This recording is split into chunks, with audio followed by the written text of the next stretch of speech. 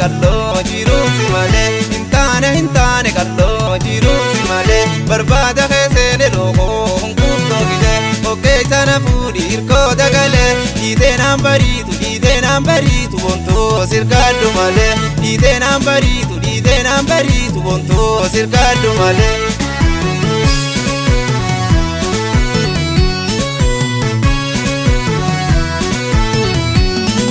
Yaabiftu hangaatu caaltu hundarraa otoonga hinguune jiru walirraa teessoon teefa godhaamna miilarraa barriisu qoblaan qabutu idarraa lubbuute sinjaadha lubbuuti jarraa sidaa bu'aa oolu jireenyinarraa hajaadhala uume jabaan hundarraa balaatta nu baaftu haa oolchu nurraa.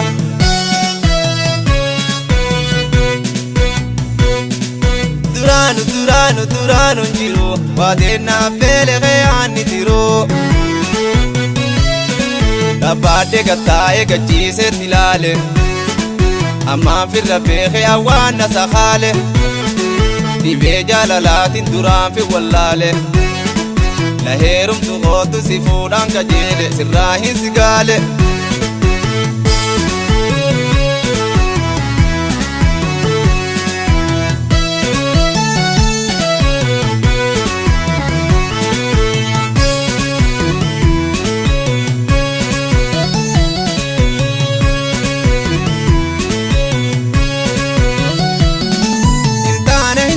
Kalloo jiruusi malee hin taane kalloo jiruusi malee barbaada keessee lookoo hunkuutoo gidee okkee sana fuudhi hirkoo dagalee dhiiteenaan bariitu bontoo sirkaaddu malee dhiiteenaan bariitu bontoo sirkaaddu malee.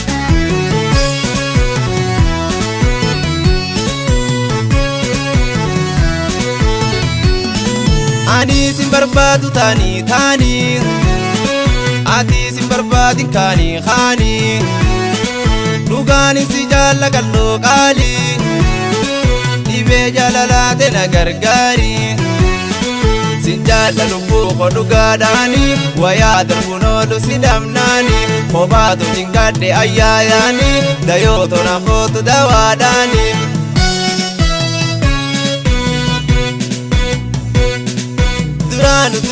Duraanu jiru waadeenaa beelee aanni tiroo faayoo yaa faaya jiruudha ani soromoodha ati soromoodha si malee nan taane jireenyi jiruudha yoon sirkachuu baadde maraatuun guyyaadha.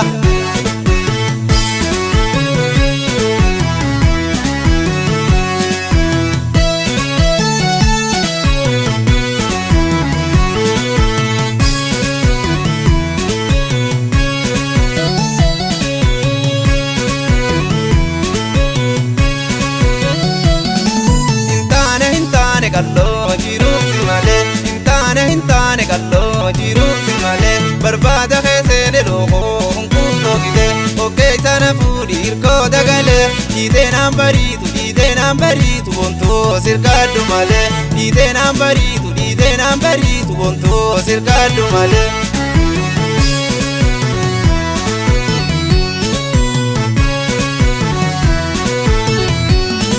Yaabiftu hangaatu caaltu hundarraa otoonga hinguune jiru walirraa teessoon teefa godhaamna miilarraa barriisu qoblaan qabutu idarraa lubbuuti sinjaadha lubbuuti jarraa sidaa bu'aa oolu jireenyinarraa hajaadhala uume jabaan hundarraa balaatta nu baaftu haa oolchu nurraa.